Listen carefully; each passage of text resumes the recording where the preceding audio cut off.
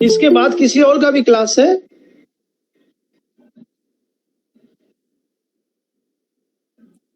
हाँ, तो 10-15 मिनट ज्यादा भी हो जाएगा तो क्या हो जाएगा। हाँ, इसलिए ना कि और देखिए, और मैं अगर लड़के आएंगे ना तो मैं पढ़ा दूंगा। मनी डजंट मैटर, हमारा अब आत्मसंतोष होना चाहिए और उसकी बात है ना। और कम से कम देखिए, जब इस पे पेपर भी बनाया जाएगा तो कम से कम एक एक यूनिट में से पूछने का वो हो, नहीं तो 2 यूनिट पढ़ा पाए, 3 यूनिट पढ़ा पाए तो अच्छा बात नहीं होगा, न्याय नहीं हो पाएगा, मुझे अच्छा नहीं लगेगा किसी चीज को। आप जब कहेंगे तो मैं शुरू कर दूंगा। हाँ हाँ हाँ हाँ हाँ हाँ।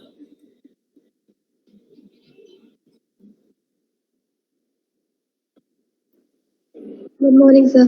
ठीक है। हाँ, गुड मॉर्निंग।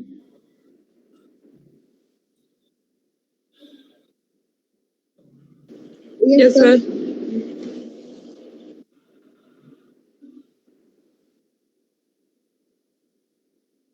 आने दीजिए 5 मिनट रुक सकते हैं, कोई दिक्कत नहीं। हाँ, 5-7 मिनट और रुक सकते हैं, कोई दिक्कत नहीं। हाँ, आज आज जो हम पढ़ाएंगे बड़ा नीरस वाला पढ़ाएंगे, लेकिन उसको इंटरेस्टेड करेंगे। आप व्रत तपस्या उपवास को कोई क्या बोलेगा। न कोई करता है, न कोई बोल पाएगा। लेकिन आपके विषय में है तो उस पर लड़कों से बच्चों से बातचीत कर सकते हैं।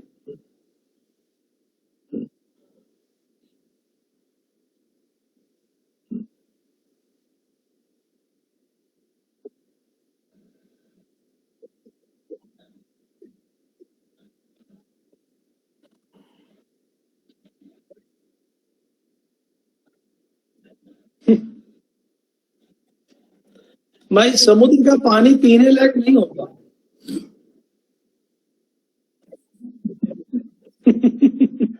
पता है कि नहीं आपको? समुद्र का पानी पीने योग्य नहीं होता है। हाँ, आपके सामने अथाह समुद्र है।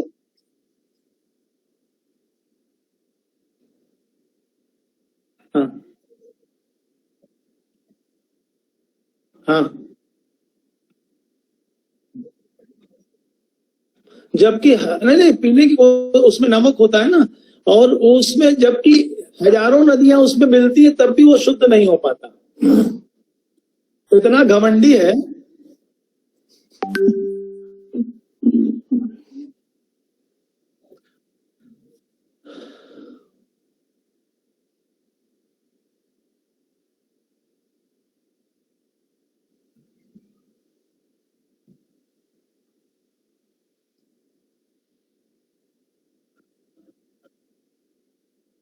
जी जी।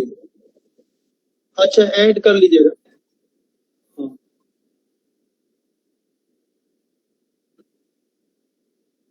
हाँ हाँ, ठीक है ठीक है।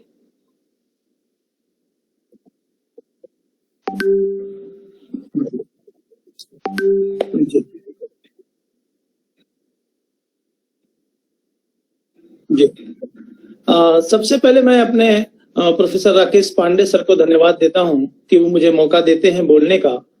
और आज का जो लेक्चर है, जो व्याख्यान है, मैंने अभी शुरू में ही बातचीत के दौरान बताया, अत्यधिक नीरस है, लेकिन फिर भी मैं आपको एक उपयोगी तथ्य के रूप में बताने का प्रयास करूंगा और आपको अपने जीवन में इसे ढालने का प्रयास करना चाहिए। इसीलिए हमारे कल्चरल हेरिटेज में इस शब्द को, इस टाइटल को अत्यधिक वरीयता प्रदान की गई है।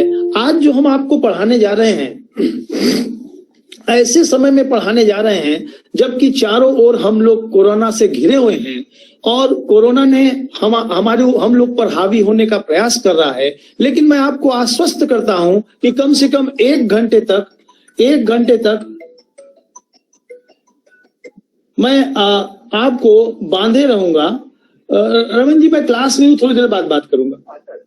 तो मैं आपको बताना चाहता हूं कि इस स्थिति में भी आपको घबराना नहीं है, अपने मस्तिष्क को अलग रखना है और अपने ही को ही नहीं, अपने पूरे परिवार को बचाने का प्रयास करना है। एक छोटी सी चीज मैं आपको जरूर बताना चाहूंगा कि 3 चीजों का आप लोग कितना भी मेरे कहने से मान लीजिए, एक तो है पीपल, छोटी पीपल, दूसरा है काली मिर्च और तीसरा है सूंठ।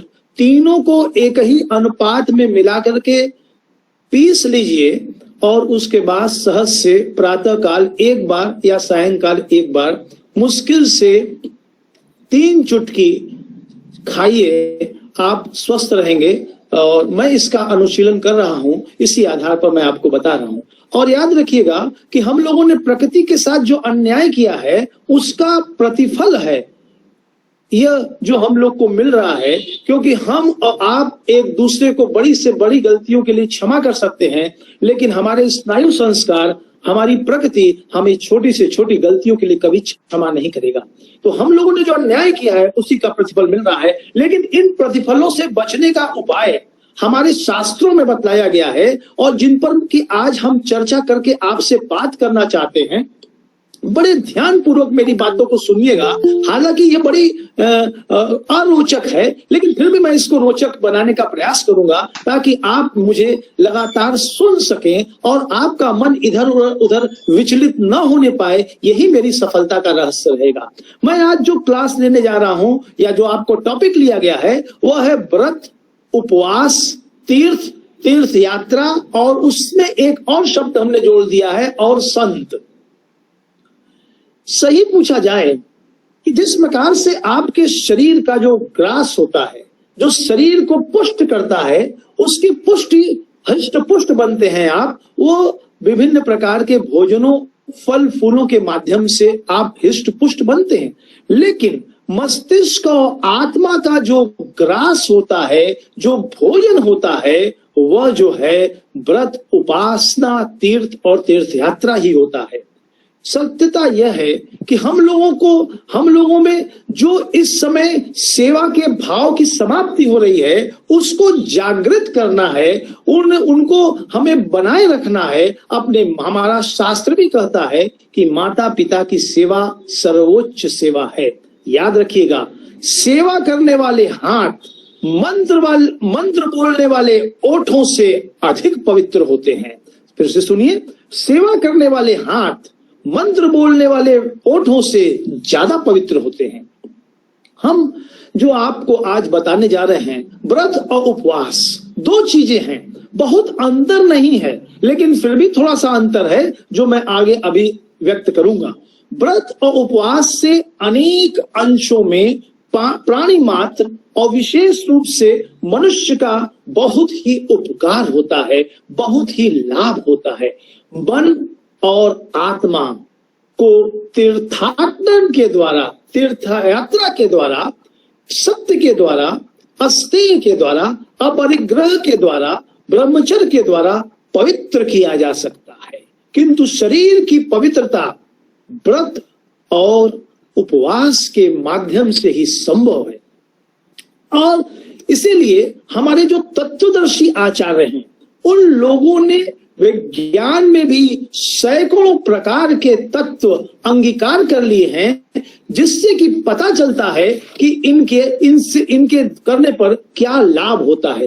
कुछ साधारण रोग होते हैं इसको कि ग्रामीण परिवेश वाले भी जानते हैं और शहरी परिवेश वाले भी जानते हैं कि मनुष्य में जो अनेक व्याधि आती है, जैसे कि मस्तिष्क रोग, अजीर्ण रोग, उदर रोग, पेट का दर्द जिसको कहते हैं, मलारोध, सिर दर्द, ज्वर जैसे ये साधारण है। लेकिन इसके अलावा कुछ असाध्य रोग भी होते हैं, जैसे कि कोढ़ होता है, जलोधर होता है, अग्निमांद होता है, छत क्षय होता है।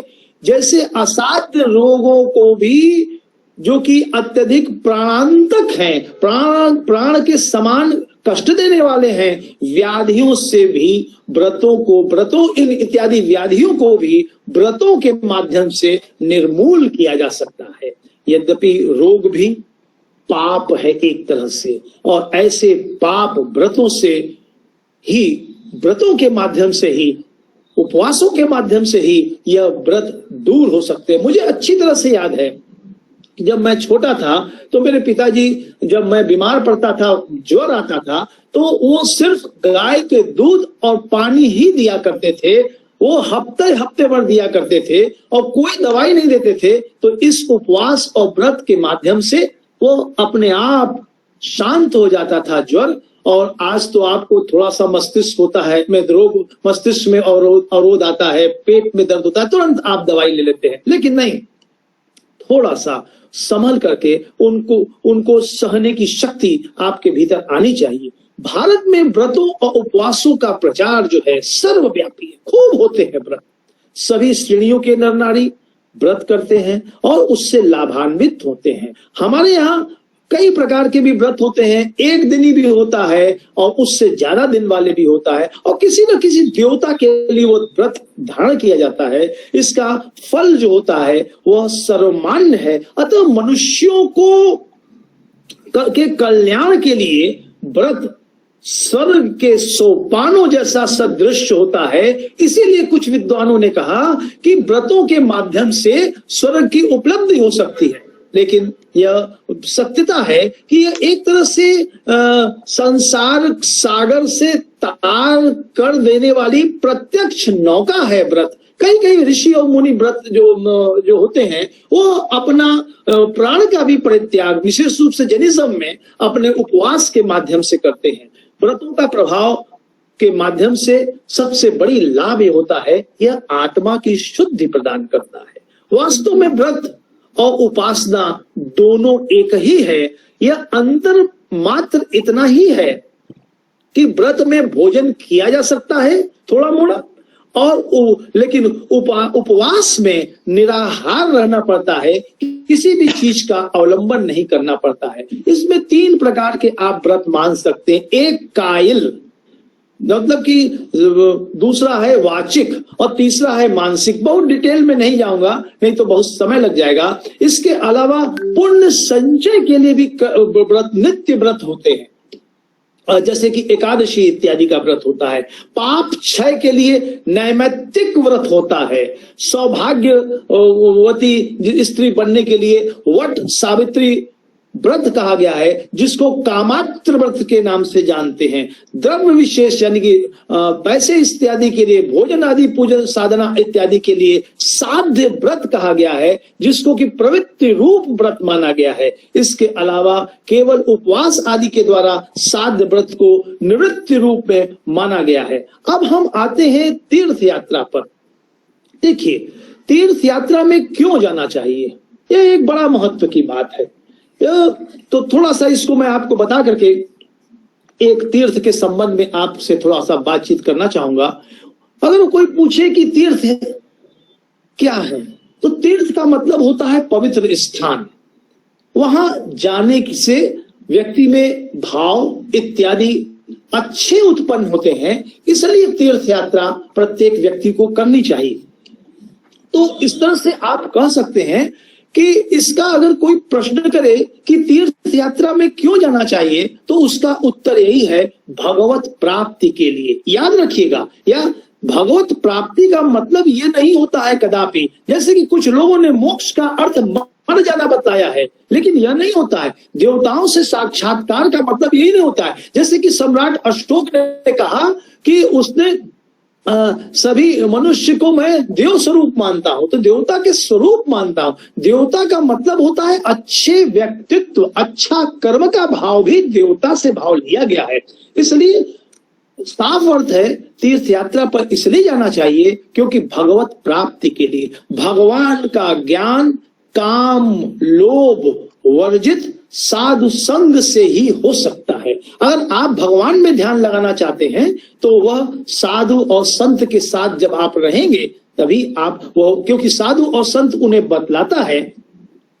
मनुष्य के जीवन का जो मुख्य उपदेश यही होता है, अंत में आप लोग भी यही करेंगे कि भगवत प्राप्ति हो जाए। मनुष्य के शरीर में चाहे झुर्रियां पड़ गई हों, सिर के बाल पक गए हों, अथवा अभी वो नवयुवक हो, आई हुई मृत्यु को कोई भी व्यक्ति टाल नहीं सकता है। अतः प्रत्येक मनुष्य को भगवत शरण में जाना चाहिए। इसी से हमारी संस्कृति में ज्ञान कर्म भक्ति और मोक्ष का बड़ा महत्व है। सारी चीजों को समझने के लिए, किसी भी चीज पर अपना आधिपत्य और बाहुल्य स्थापित करने के लिए सबसे नितांत तत्व होता है ज्ञान। ज्ञान के बिना आप किसी भी चीज को उपलब्ध नहीं हो सकते। और इसका प्रकार बड़ा ईश्वर ने सहज बनाया है। अगर मान लीजिए आपके पास ज्ञान की अनुपलब्धता है तो निश्चित रूप से मानिए एक दूसरा चीज बताया कि कर्म। इसीलिए कहा कर्म महेति सर्वलोक हित सुखम। कर्म के माध्यम से सब लोग हित में सुख प्राप्त करेंगे, इस लोक में भी और परलोक में भी। इसलिए हमारे यहाँ कर्म को महत्ता दी गई है। गीता चित्कार करके कर्म को श्रेष्ठतम व्याख्या गीता के अंतर्गत बड़ी समीचीन तरीके से की गई। और मान लीजिए कि आप कर्म भी नहीं कर पा रहे हैं तो एक और रास्ता दिया गया है, वो भक्ति मार्ग का है कि आप ईश्वर के प्रति भक्ति भाव रखें। तो भक्ति भाव के माध्यम से भी, और अंत में वो बताया गया है, यही मोक्ष है। अगर आप ज्ञान प्राप्त कर ली हैं, अगर आप ज्ञान को के आधार पर कर्म का नियंत्रण कर ली हैं, स्वकर्म सम्यक कर्म निर्धारित कर लिए हैं, सम्यक कर्म को क्रियाशील कर रहे हैं, तो उसके बाद आपके भीतर भक्ति आएगी। और जब भक्ति आ जाएगी, ये तीनों चीजों के विलय से, इन तीनों चीजों के संयुक्तिकरण से आपको स्वतः मोक्ष उपलब्ध हो जाएगा। मोक्ष का मतलब किसी भी अर्थ में मृत्यु को तिरोहित होना नहीं है, बल्कि अपने आप को इस प्रकार से संयमित कर लेना कि वह लगे कि मनुष्य है भी और मनुष्य नहीं भी है, इसका भाव आए। अतः भगवत प्राप्ति के लिए भगवान का कीर्तन, श्रवण, वंदन इत्यादि का पूजा में बड़ा महत्व दिया गया है। स्त्री पुरुष इत्यादि जो सांसारिक चीजें हैं, यह सारा संसार प्रपंच है, नाशवान है, क्षण भर में समाप्त हो जाने वाला है। यह संसार अत्यंत दुखदायी है। इसलिए बुद्ध ने कहा संसार में सर्वत्र दुख ही दुख है।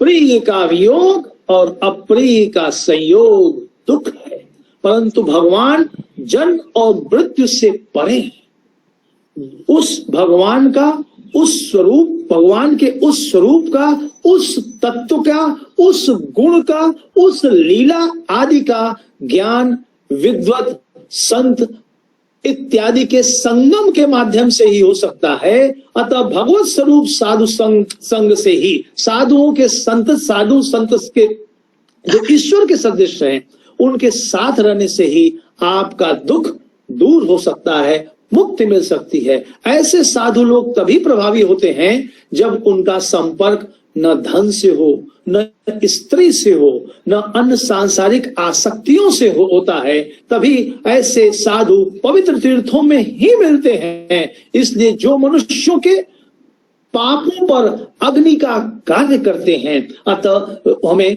तीर्थ यात्रा का महत्व समझना चाहिए। और उसके बाद यह होता है, तीर्थ यात्रा में व्यक्ति चला जाता है, सब कुछ संसार को, मतलब अपने स्त्री पुरुष, वैभव, संपत्ति, ग्रह द्वार को छोड़ करके आगे बढ़ता है और मात्र भगवान का स्मरण अपने इस मस्तिष्क में रखता है। और उसके वो किसी भी प्रकार का वो लोभ नहीं रखता है और किसी भी प्रकार के लोभ का वह त्याग देता है। वो स्वयं सन्यासियों के पास जाता है और सन्यासी बनकर जाता है। यह जो मैंने अब तक जो उल्लेख किया है वो पद्म पुराण पाताल खंडा के अनुसार मैंने आपको बताई है। 19वें अध्याय 10वां और 12वां पृष्ठ 17 से 14 तक का मैंने आपको उल्लेख किया है।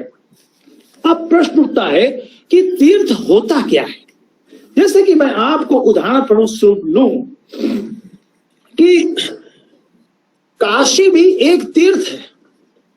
तीर्थ का मतलब होता है पवित्र स्थान, और इसीलिए जैनियों में एक नाम आया तीर्थंकर। तो थंकर का मतलब होता है ले जाने वाला, अर्थात जो पवित्र स्थान का दर्शन कराए वो तीर्थंकर होता है। अब मैं आपको बताना चाहता हूं कि काशी जो विद्या और ज्ञान की अद्भुत नगरी रही है, यह भी एक तीर्थ है।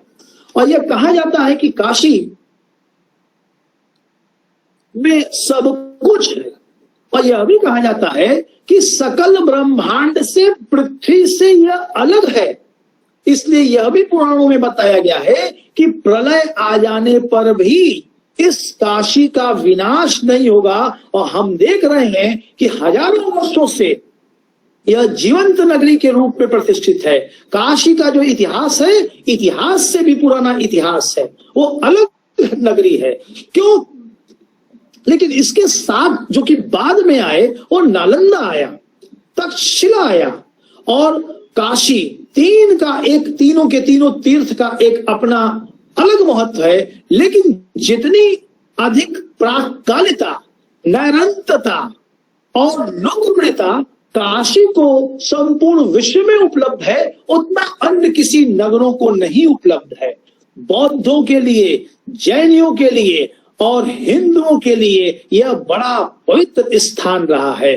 पुराणों के अनुसार काशी एक मध्य देश है, काशी एक प्रदेश है, काशी एक जनपद है, काशी एक राजधानी है। विश्व में किसी भी नगरी को यह स्थान उपलब्ध नहीं है जो काशी को उपलब्ध है। यह मध्य देश के रूप में जाना जाता था, यह प्रदेश के रूप में जाना जाता था, यह जनपद के रूप में जाना जाता था, यह शहर के रूप में जाना जाता था और यह राजधानी के रूप में। यह सम्मान सिर्फ और सिर्फ काशी को ही उपलब्ध है।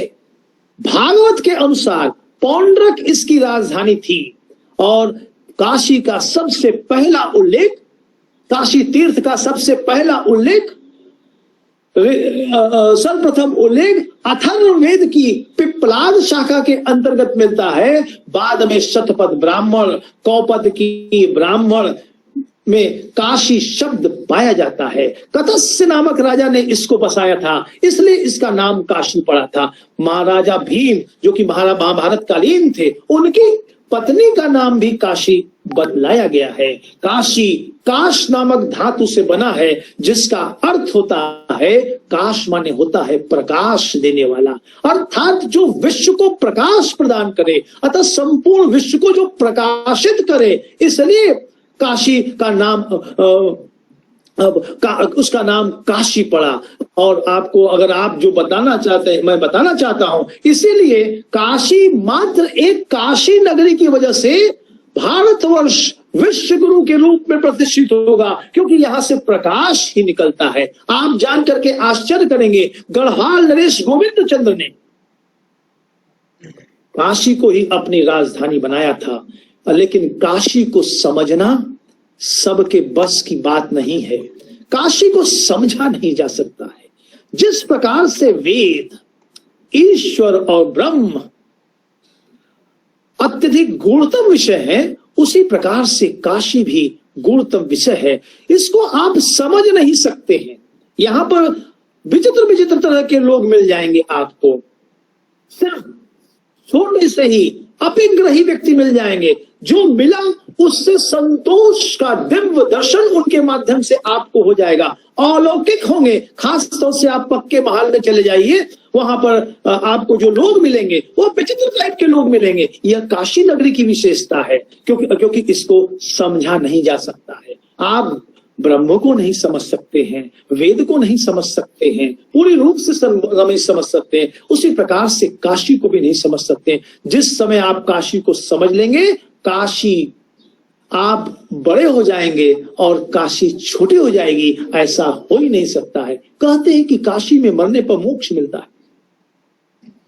काशी करवट नामक स्थान यहां बड़ा प्रसिद्ध है, जहां एक लोग आकर के अपने को नीचे जाकर के और एक अपने आरे से सिर को काट करके अपने प्राण का परित्याग कर देते थे और उसे मुक्ति कारक पूर्ण समझते थे। विश्व की तमाम ऐसी नगरियां हैं जहां आप और हम घूमने जाते हैं, व्यापार करने जाते हैं, आनंद के लिए जाते हैं, किंतु यही एकमात्र नगरी है विश्व की जहां आप मरने के लिए आते हैं। ऐसी मान्यता है कि काशी में नगरी में भगवान शिव, काशी नगरी भगवान शिव के त्रिशूल पर खड़ी हुई है और यहां कभी भी प्रलय नहीं होता है। जहां देह त्यागने से लोग मुक्त हो जाते हैं, वही अविमुक्ति क्षेत्र काशी है। यहां देह त्यागने पर स्वयं भगवान शंकर स्वयं भगवान शंकर मरणो उन्मुख प्राणी को तारक मंत्र अपनी गोद में लेटा करके सुनाते हैं और तो तुरंत व्यक्ति तारक मंत्र के माध्यम से स्वर्गाधिस्थ हो जाता है। यहाँ पर अनेक घाट हैं। हरिश्चंद्र घाट है जो कि प्रसिद्ध रहा है, सबसे पुराना घाट है। यहाँ पर इसके बाद मणिकर्णिका घाट है। मणिकर्णिका घाट इसलिए प्रसिद्ध है कि जब शिव तांडव कर रहे थे और सती के शव को रखकर अपने कंधे पर वो शिव तांडव कर रहे थे, तो एक मणि का कुंडल, सती के मणि का कुंडल, कान का कुंडल, उस कुंड में गिरने की वजह से इसका नाम मणिकर्णिका बना। विष्णु के कर्ण वाली बात जो है इसमें सही कही गई है। इस प्रकार से हम देखते हैं कि काशी का एक अपना एक अलग स्थान हो जाता है और काशी तीर्थों में एक प्रमुख तीर्थ के रूप में प्रतिष्ठित है। यह मैंने थोड़ा सा अंश कभी अभी चर्चा मिलेगी तो मैं कभी अवसर मिलेगा तो काशी के संबंध में और अधिक जानकारियां मैं प्रदान कर सकता हूं, लेकिन इतना ही पर्याप्त है। एक तीर्थ के समक्ष एक तीर्थ के रूप में मैंने काशी का उदाहरण देना समीचीन समझा। अब प्रश्न उठता है कि जो तीर्थ यात्रा करता है, जो तीर्थयात्री अपनी यात्रा करता है, तो तीर्थाटन का लाभ या फल किसको उपलब्ध होता है, किसे उपलब्ध होता है? तो उसमें स्कंद पुराण में लिखा है कि यस्य हतौ च पादौ च मनश्च सुसंगतम विद्या तपश्चर्य कीर्त्यश्च स तीर्थ फलम मणेषुतु। यह अर्थात जिसके हाथ, पैर और मन भली भांति संयमित है, अर्थात जिसके हाथ सेवा में लगे हुए हैं। इसीलिए मैंने कहा जो हाथ के माध्यम से सेवा करता है वो मंत्रों द्वारा उच्चारित ओठों, जो मंत्र उच्चारित हो रहे हैं, उससे ज्यादा महत्वपूर्ण काम है हाथों से के माध्यम से सेवा करना। पैर तीर्थादि भगत स्थानों पर जाते हैं और मन भगवान की चित्त में संलग्न हो जाता है। जिसको आत्म विद्या प्राप्त है, जो धर्म पालन के लिए कष्ट सहता है, जिसकी भगवान के कृपा पात्र के रूप में कीर्ति है, वही तीर्थ फलों को प्राप्त होता है। यह स्कंद पुराण में कहा गया है। इसके अलावा स्कंद पुराण में एक अन्य बातें भी कही है। जो पाखंड नहीं करता है, किससे प्राप्त होता है फलों, तीर्थों का फल? जो पाखंड नहीं करता है, जो नए नए कार्यों का आरंभ नहीं करता है, क्योंकि वो अपग्रही हो, इंद्रियों पर जो विजय प्राप्त कर चुका होता है, सब प्रकार की आसक्तियों से जो मुक्त हो चुका होता है, छोड़ चुका होता है, वही तीर्थ का फल प्राप्त करता है। तीसरी बात बताई गई, कौन तीर्थ का फल प्राप्त करता है? जिसमें क्रोध नहीं हो, जिसकी बुद्धि निर्मल हो, जो सत्य बोलता हो, जो व्रत का पालन करता हो और सब प्राणियों में को अपने आत्मा से अनुभव करता हो। बस इससे नहीं, सभी प्राणियों को अपनी आत्मा से जो अनुभव करता है, वही तीर्थ का फल प्राप्त करता है। अब प्रश्न उठता है, तीर्थ कितने प्रकार के होते हैं? यह बताना बहुत आवश्यक है। मैं स्वयं तीन चार तीर्थों के प्रकार जानता था, लेकिन आप लोगों ने जो मुझे पढ़ने का अवसर दिया, जिसके माध्यम से हमने जो पढ़ा, मैंने पुराणों को देखा, एक गीता प्रेस से तीर्थांकर एक अंक प्रकाशित हुआ था, उसको मैं ले आया, तो उसमें जब मैंने पढ़ा तो मुझे पता चला, उन्हीं की बातों को मैं आप तक संप्रेषित करने का प्रयास करता हूं। तो पता चला कि तीर्थ के 6 प्रकार होते हैं। श्रीमद् भागवत में पहला तीर्थ का सबसे जो बताया गया है, वो भक्त को तीर्थ कहा गया है, गुरु को नहीं कहा गया है। पहले नंबर पर उन्होंने भक्त को तीर्थ कहा है। युधिष्ठिर जी भक्त श्रेष्ठ विदुर जी से कहते हैं, क्योंकि विदुर जी जो थे वो कृष्ण के बड़े भक्त थे। कहते हैं, आप जैसे भागवत भागवत मतलब ज्ञानी। भगवान के प्रिय भक्त स्वयं ही तीर्थ स्वरूप होते हैं। भागवत मतलब जिसको भगवान का गत जाने की स्थिति का ज्ञात है और जो भगवान का अत्यधिक प्रिय भक्त है, इसीलिए कहते हैं भगवान के प्रिय भक्त स्वयं ही तीर्थ के स्वरूप होते हैं। जो भगवान का प्रिय भक्त है वो स्वयं तीर्थ के स्वरूप है।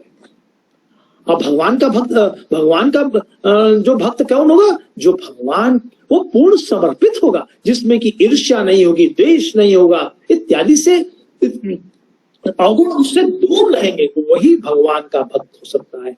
आप लोग अपने हृदय में विराजित भगवान के द्वारा तीर्थों को महातीर्थ बताते हुए विचरण करते हैं, यह बताया गया है, यह बताया है युधिष्ठिर जी ने। और इसके अलावा दूसरा तीर्थ होता है गुरु तीर्थ, जो कि पद्म पुराण में भूमिखंड नामक एक अध्याय है, उसका 85 अध्याय है, उसका 12वां और 14वां श्लोक हमको बड़ी अच्छी बात बताता है, जो मैं आपको यहाँ पर बतलाना चाहता हूं, जिसमें लिखा है दिवा प्रकाश सूर्य शशि रात्रो प्रकाश गृह प्रकाश को दीप्तस मानो शकर सदा।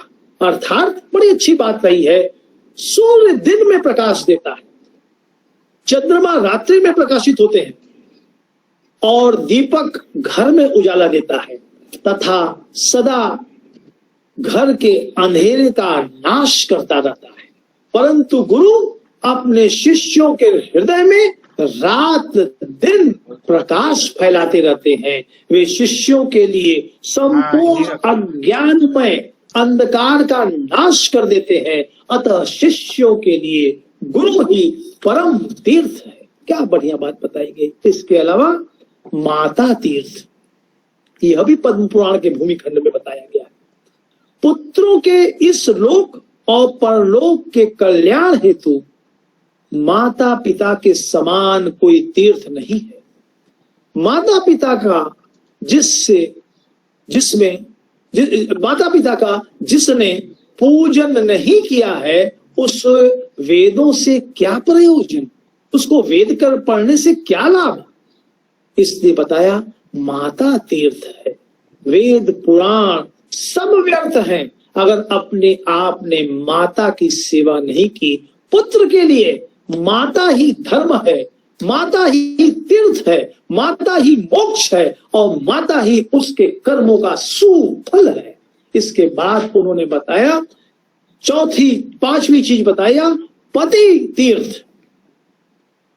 पद्म पुराण में 41वें खंड में ही बताया गया है, जो स्त्री अपने पति के दाहिने चरण को प्रयाग और बाएं चरण को पुष्कर तीर्थ समझती है और उसको पुष्कर तीर्थ और प्रयाग का तीर्थ समझ करके उसके चरणोदर को लेती है, उसे उन जगहों के तीर्थ स्थान और स्नान का पुण्य उपलब्ध होता है। ऐसा स्नान प्रयाग और पुष्कर में स्नान करने के समान है, इसमें तनिक भी संदेह नहीं है। यह पद्म पुराण पति तीर्थ के संबंध में हमें बतलाता है। इसके अलावा पत्नी तीर्थ छठवां है। यही पद्म पुराण बोलता है, जो सब प्रकार से सदाचार का पालन करने वाली हो। ऐसी स्त्री जो सब प्रकार के सदाचार का पालन करने वाली हो, प्रशंसा योग्य आचरण वाली हो, धर्म साधन में लगी हुई हो, सदा पति व्रत का अनुशीलन करती हो, ज्ञान के प्रति उसका अनुराग हो, वो चाहती होगी कि ज्ञान कहीं न कहीं से मेरे पास आए। ऐसी गुणवती महासती पत्नी जिसके घर में होगी, वहां सदा देवता निवास करते हैं। पितर भी उसके घर में रह करके उसका कल्याण करते हैं। जिसके घर में ऐसी सत्यपरायण पवित्र स्त्री, हृदय वाली स्त्री पत्नी के रूप में रहती है और वह घर नहीं होता है, वह घर तीर्थ स्थान होता है। यह यह माने कि उस गृह में पवित्र नदियां गंगा, यमुना, सरस्वती, समुद्र, यज्ञ, गौ, ऋषिगण तथा संपूर्ण तीर्थ स्वयं विराजमान है।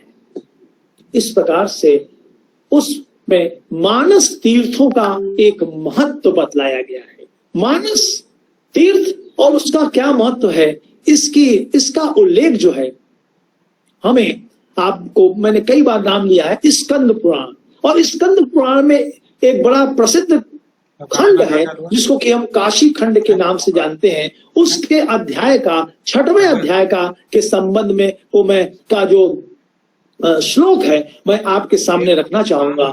बड़ा अच्छा श्लोक है। सत्य तीर्थ सत्यम तीर्थम क्षमा तीर्थम तीर्थम निंद्रा निग्रह सर्वभूति दया तीर्थम तीर्थम मार्जर वेद च।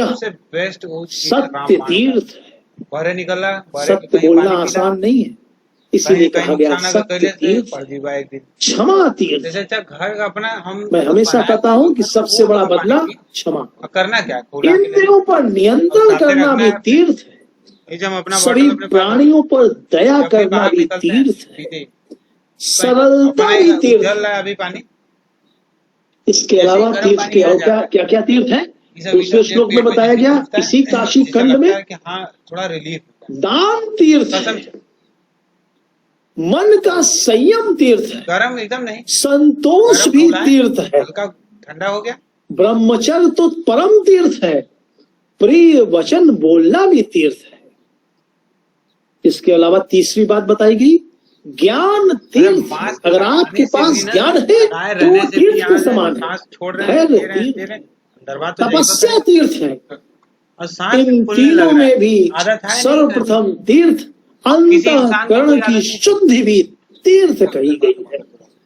चौथी बात उन्होंने चौथा श्लोक क्या कहता है, शरीर जल में शरीर को डुबो लेना ही मात्र स्नान नहीं होता है।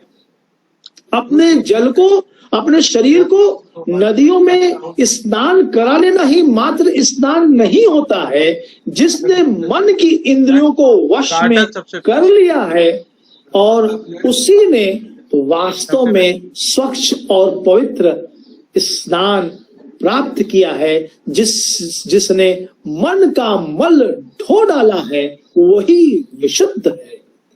इसके अलावा पांचवी बात कहते हैं, क्योंकि चित्त के जो है हमारा दोषों से भरा पड़ा है। क्षण प्रतिक्षण हमारे मन और मस्तिष्क में काम, क्रोध, लोभ, मोह, सत्य असत्य, असत्य बल्कि कहा जाए, आते रहते हैं।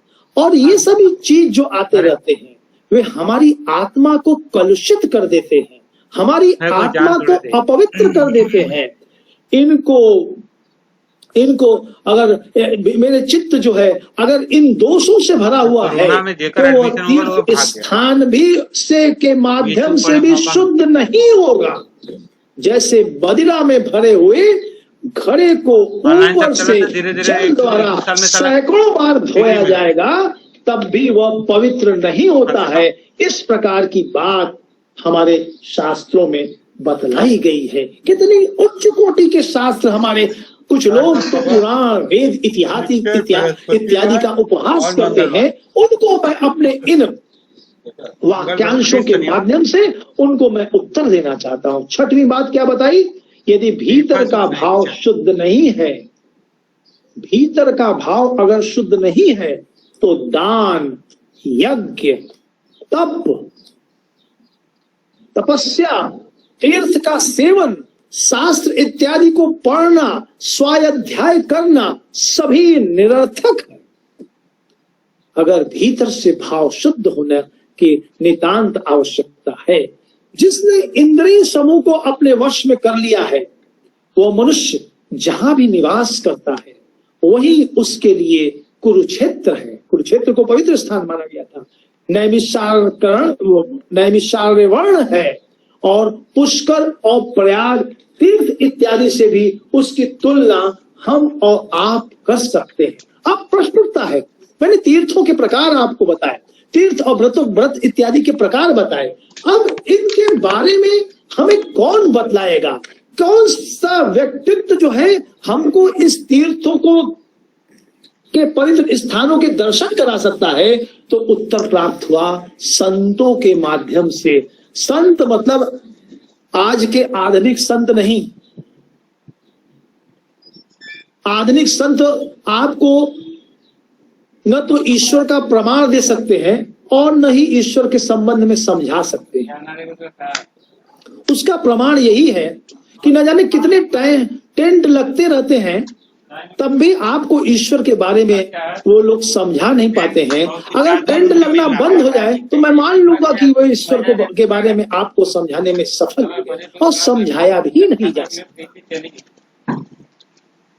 आज हमको उस प्रकार के संतों की आवश्यकता नहीं है। जैसा कि मैं नाम लेकर के अपनी जिह्वा को अपवित्र करने का भाव नहीं रखता हूं, लेकिन मेरी मंशा आप समझ गए होंगे। मैं किस किस तथाकथित संतों की ओर आपका ध्यान आकृष्ट कर रहा हूं।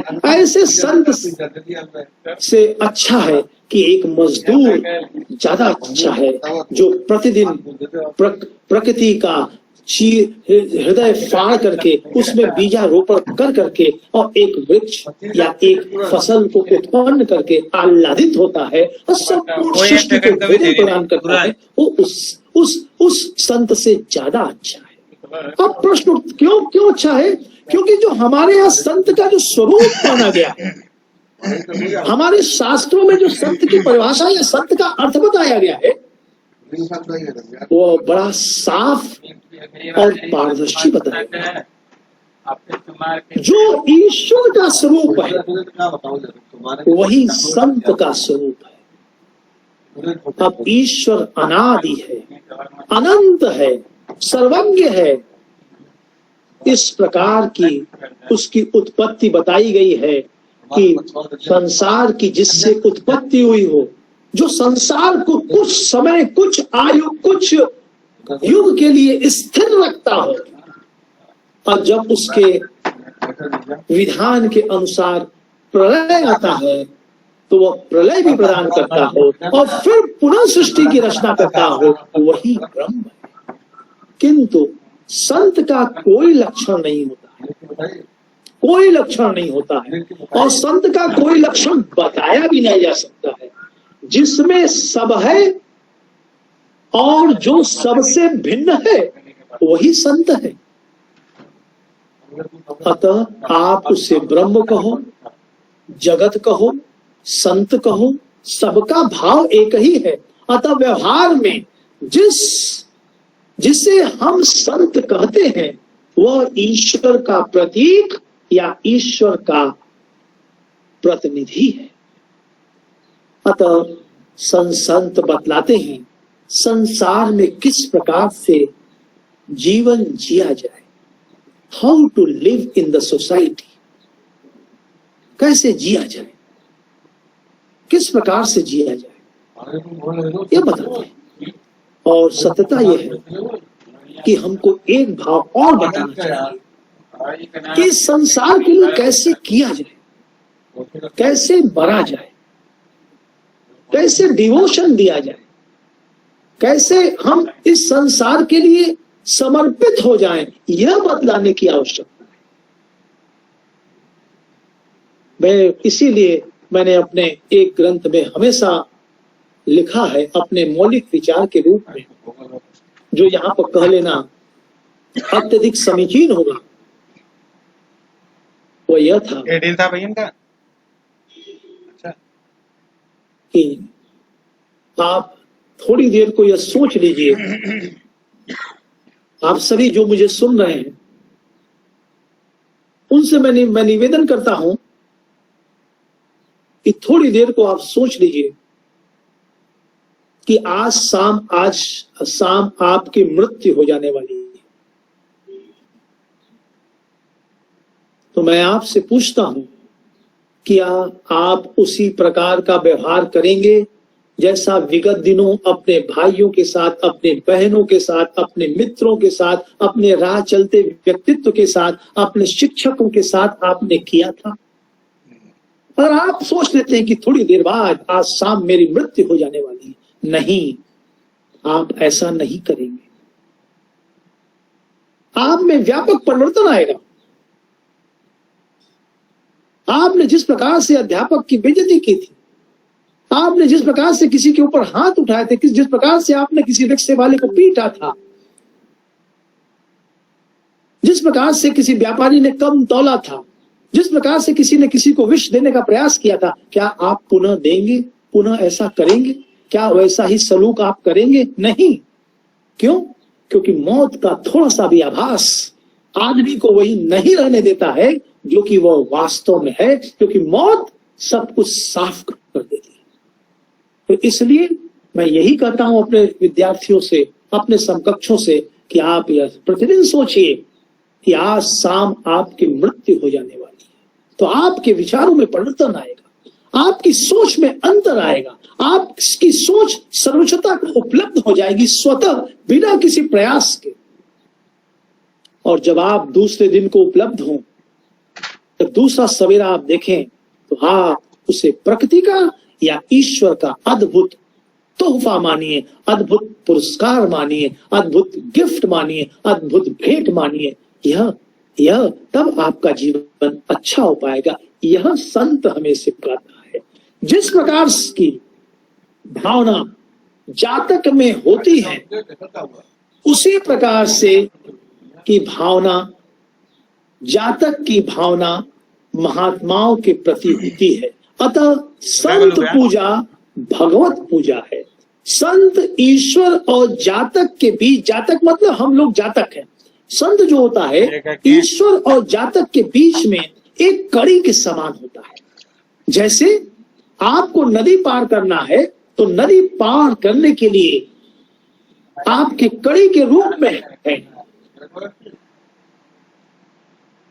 पंखा चला तो ऊपर का। लिए श्रेष्ठ संतों की, श्रेष्ठ ज्ञानियों की आवश्यकता होती है। कपिल देव एक मुनि का नाम है, प्रोफेसर राकेश पांडे अवश्य जानते होंगे।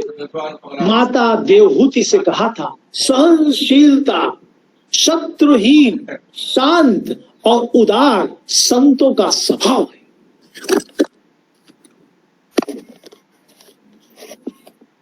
जिसे थोड़ा सा गिर गया था हमारा, मेरी आवाज आ रही है? जी बिल्कुल आ रही है सर, आपकी आवाज ठीक है। हाँ ठीक है। तो जिसे संत ने भगवान के प्रति भक्ति, श्रद्धा या निष्ठा में, ऐसे में से किसी भगवान के प्रति जिस संत के प्रति भक्ति ना हो, जिसमें निष्ठा ना हो, जिसमें विश्वास ना हो, जिसमें श्रद्धा ना हो, इसमें से कोई भी एक चीज अगर नहीं है तो वह संत नहीं है। और गर्ग संहिता में बतलाया गया है कि बाह्य अंधकार का नाश सूर्य निसंदेह कर देता है।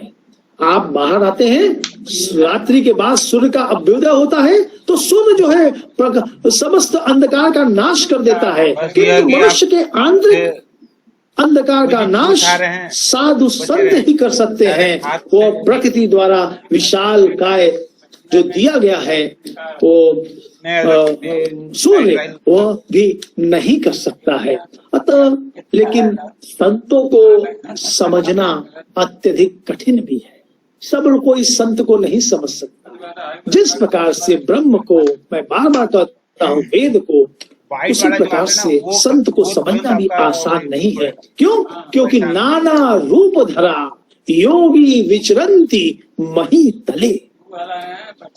कोई हिंदू के रूप में, विभिन्न प्रकार के रूपों को धारण करके इस पृथ्वी पर मनुष्य के रूप में योगी घूम रहे हैं, इसलिए उन्हें समझना आसान नहीं है। कोई मनुष्य, कोई मुस्लिम के रूप में, कोई साईं बाबा के रूप में, कोई किसी के रूप में, कोई सिख के रूप में, कोई ईसाई के रूप में, कोई हिंदू के रूप में वो घूम रहा है। और समझना इसलिए भी कठिन है कि याद रखिएगा, हम लोगों ने अच्छे व्यक्ति को पहचानने में सदा भूल की है। हमारे समाज ने हमेशा साधु संतों और अच्छे व्यक्ति को पहचानने में सदा भूल की है। इसका प्रमाण हमको मिलता है। आप 6वीं शताब्दी की ईस्वी पूर्व में महावीर स्वामी के ऊपर आपने न केवल कितने अत्याचार किए थे, ढेले फेंके थे, फलों के टुकड़े फेंके थे, और इतना ही नहीं हुआ, उनके ऊपर लात से प्रहार किया था। आचारांग नामक ग्रंथ में उनकी इस हृदय विदारक घटना का उल्लेख मिलता है कि कुत्ते भी छोड़े गए थे। हम लोगों ने महावीर को नहीं पहचान पाए थे। बुद्ध के ऊपर, बुद्ध को हमने गालियां दी थी, मध्यम निकाय, बुद्ध के ऊपर हमने थूक दिया था, अच्छे व्यक्ति को पहचानने में देर कर दी। मीरा और सुकरात को विष का प्याला हम ही लोगों ने दिया था। जीसस क्राइस्ट को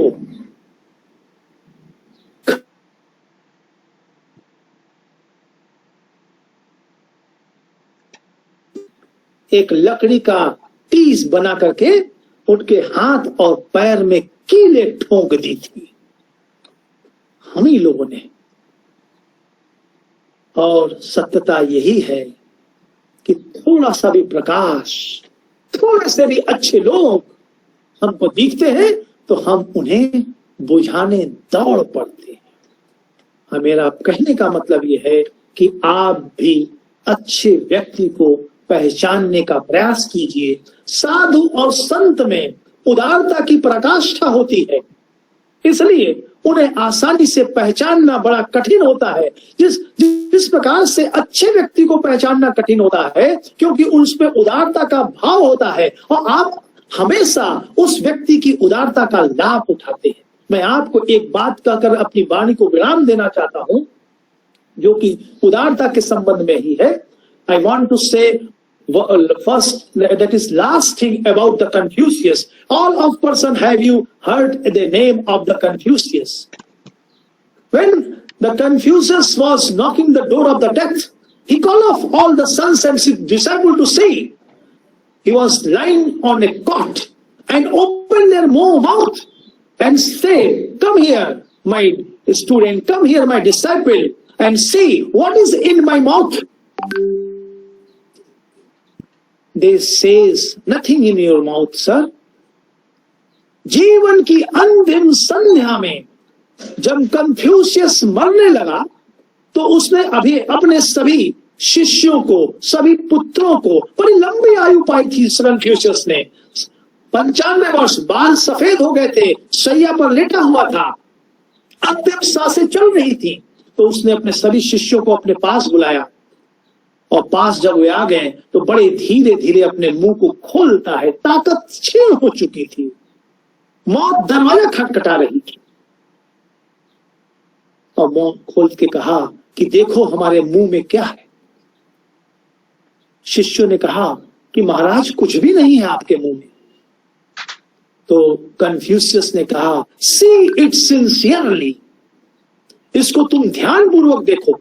something is in my mouth, कुछ चीजें मेरे मुंह में है। उन्होंने फिर कहा कि महाराज कुछ भी आपके मुंह में नहीं है, आप व्यर्थ ही सोच रहे हैं। तो उसने कहा, शिष्य से पूछा कि नहीं देखो फिर से। तो शिष्यों ने कहा कि आपके साथ बहुत पहले दांत थे, जो आपके साथ इतनी वर्ष की आयु में दांत नहीं है, सिर्फ एक जिह्वा, टंक, जीभ ही दिख रही है, और हमारे मुंह में कुछ नहीं है। कन्फ्यूशियस ने संदेश दिया कि जो कठोर था, अर्थात दांत, वो मेरा साथ छोड़ करके 20, 25, 30 वर्ष पहले ही चले गए। जो दयालु है, जो लोचवान है, जो कृपालु है, जो मुलायम है, अर्थात जिह्वा, वो मेरी मृत्यु के साथ भी है। यह उपदेश जिस कन्फ्यूशियस ने दिया, हम सभी उनके उपदेशों को आत्मसात करें। और मैं आप सभी से निवेदन करता हूं कि थोड़ा आप अपने आप को सुरक्षित रखें, ताकि आप अपने परिवार का संवरण कर सकेंगे। आप सभी लोगों ने जो कुछ भी मेरे को सुनने वाले लोग हैं, करीब करीब 11 छात्र और छात्राएं हैं, सभी के हृदय में बैठे हुए परम परमात्मा परमेश्वर परमात्मा को सादर प्रणाम करता हूँ। आप सभी मेरा प्रणाम स्वीकार करें। Thank you very much all of you. अगर आपकी इच्छा होगी तो मैं फिर आपके समक्ष आऊंगा और फिर आपको कुछ न कुछ चीजों से अवगत कराऊंगा। मैं समझता हूँ कि भारतीय संस्कृति की रक्षा के लिए यह नितांत आवश्यक है कि हेरिटेज, हमारी सांस्कृतिक गतिविधियों से आप और हम सब अवलंबित हो सके, आप और हम सब उसको आत्मसात कर सके, आप और हम सब उसको साक्षात्कार ले सके। हम सभी उस सभी संस्कृतियों को नमन करते हुए जिन्होंने हमको बोलने का मौका दिया और आपको सुनने का मौका दिया, आप सभी के हृदय में प्रतिष्ठित ईश्वर को मैं सादर प्रणाम करता हूँ। आप सभी मेरा प्रणाम स्वीकार करें। धन्यवाद। Thank you sir. Thank you sir. कोई क्वेश्चन तो कर सकते हैं।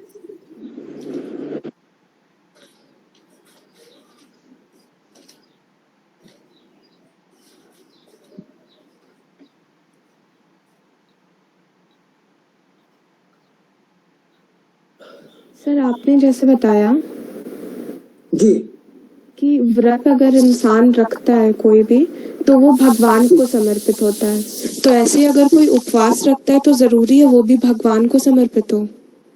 जी, बड़ा अच्छा प्रश्न किया है। मैं आपको बताने की कोशिश करता हूँ।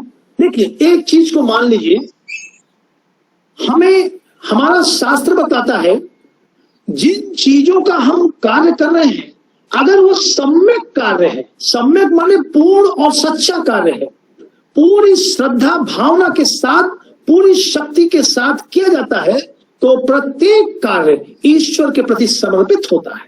आप हमको ये बताइए, हम सब ईश्वर की कृति हैं, हम सब ईश्वर के द्वारा बनाए गए हैं, है ना? तो क्या ईश्वर नहीं चाहता है कि हम सब स्वस्थ रहें?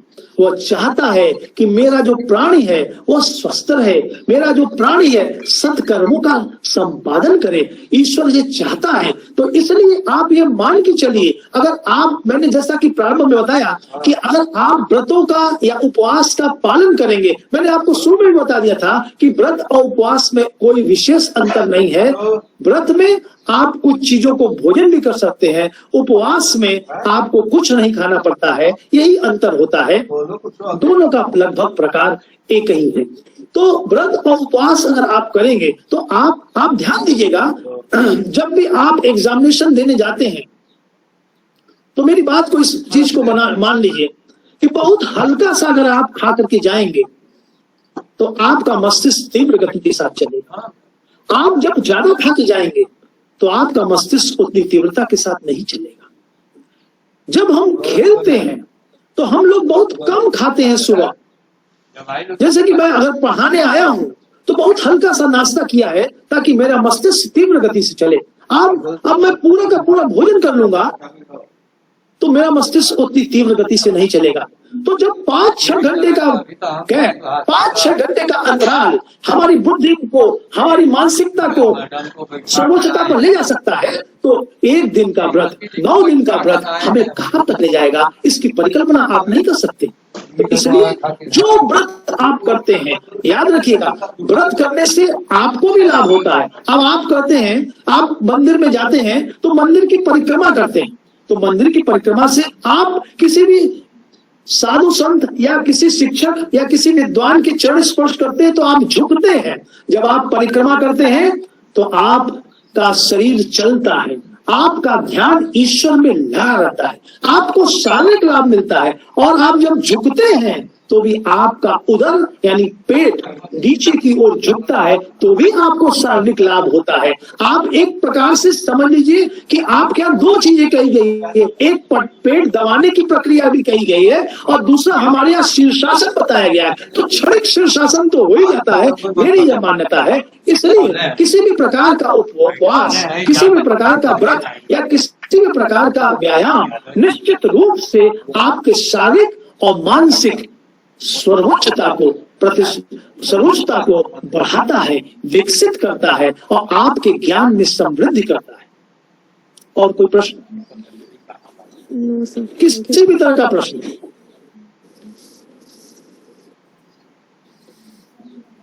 अगली बार से अगर आप प्रश्न नहीं करेंगे तो मैं ही प्रश्न करूंगा आपसे।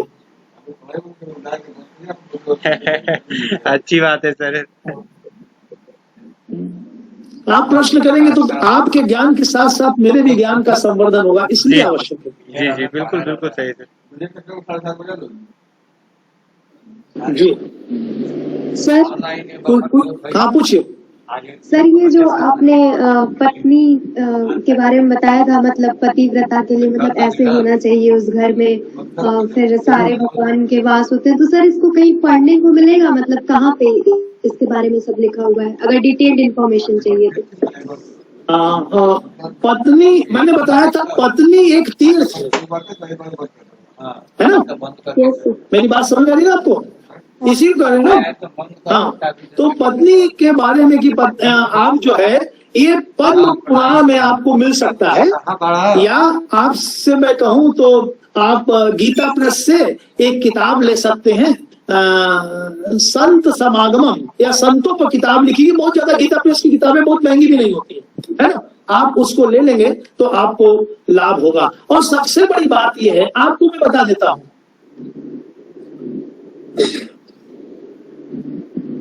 सबसे बड़ी बात यह है कि किसी भी चीज को सम्यक रूप से करने के लिए हमारे शास्त्रों में सत्य, अहिंसा, अस्त्य, ब्रह्मचर्य और अभिग्रह बताया गया। मैं पांचों चीजों की बात नहीं करता हूं, मैं सिर्फ एक चीज की बात करता हूं। इनमें से कोई एक आप ले लें, आपको मैं बताता हूं, कोई भी एक का आपने पूरी कड़ाई के साथ पालन किया तो आपका जीवन सार्थक हो जाएगा। याद रखिए, जब आप अच्छे होते हैं तो आप अपने को तो लाभ देते ही हैं, दूसरे को भी लाभ देते हैं। जब आप सत्य बोलते हैं तो आप अपने को भी लाभ देते हैं, और जब आप असत्य बोलते हैं तो अपने भी नुकसान करते हैं और दूसरे का भी नुकसान करते हैं। ऐसा घाटे का सौदा हमें नहीं करना है। जैसे मैं आपसे कहूं, आपने जीवन में कई बार, याद रखिए, कई बार झूठ बोला होगा, कई चीजें चुराई भी होगी, कई चीजें चुरा के खाई भी होंगी। याद कीजिए, आपको याद आएगा। जब आप उन चीजों को चुराते हैं, जब आप कई बार भाग करके, हो सकता है कि पिक्चर भी देखने चले गए हो, कई बार भाग करके किसी साथी के साथ घूमने भी चले गए हो, तो आपको उसको छुपाना पड़ता है। कितने षड्यंत्र करने पड़ते हैं, कितना दिमाग लगाना पड़ता है। तो यह दिमाग आपको झूठ बोलने के लिए एक अलग अकाउंट खोलना पड़ता है, और सच वाले को कोई अकाउंट खोलने की आवश्यकता नहीं है। जब सच बोल रहा है, जैसे कि मैंने बार बार मैं उदाहरण देता हूं, जैसे आपने पूछा कि सर आप कितने की अंगूठी पहने हुए हैं, तो मेरी अंगूठी की कीमत 50,000 रुपया है।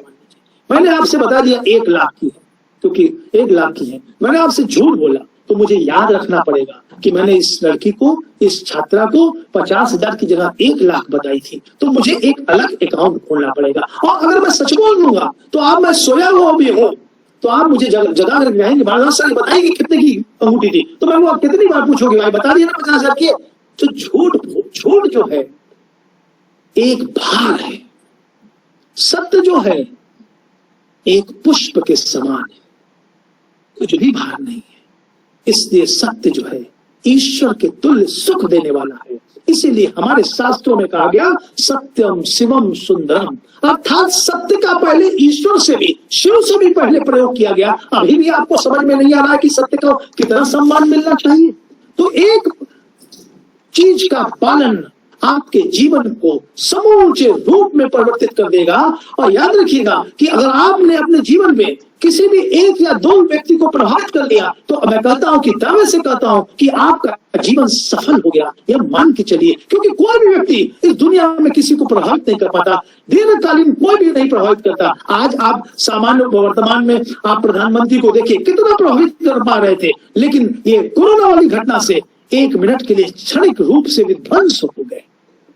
मैं कोई राजनीतिक व्यक्ति नहीं हूं, लेकिन फिर भी सारी चीजों को समझता हूं, समझ है। आपको मेरी समझ पैदा करने के लिए मैं यहाँ पर आया हूं। या शिक्षक का दायित्व होता है कि ज्ञान के साथ साथ आपको चरित्र निर्माण की भी शिक्षा दे।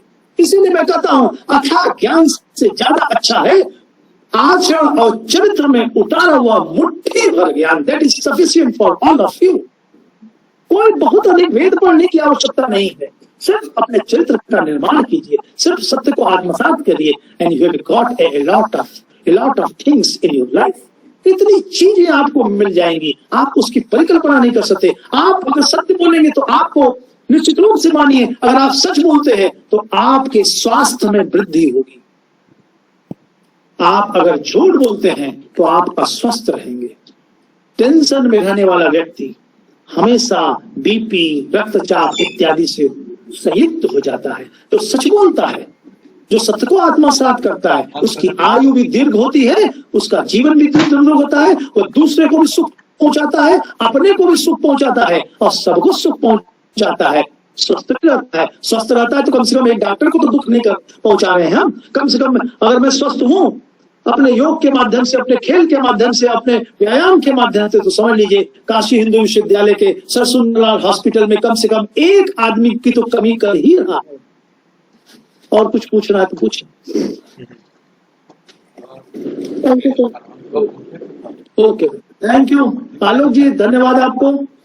जी बहुत बहुत धन्यवाद सर, आपने बहुत अच्छा सेशन लिया और बहुत अच्छा लगा, और आपको मैं सर बहुत बहुत धन्यवाद और आभार व्यक्त कर रहा हूँ कि आपने क्लास लिया, बच्चों के इतना बांधे रखा 1 घंटे तक।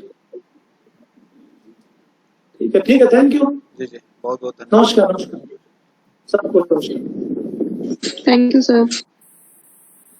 Thank you.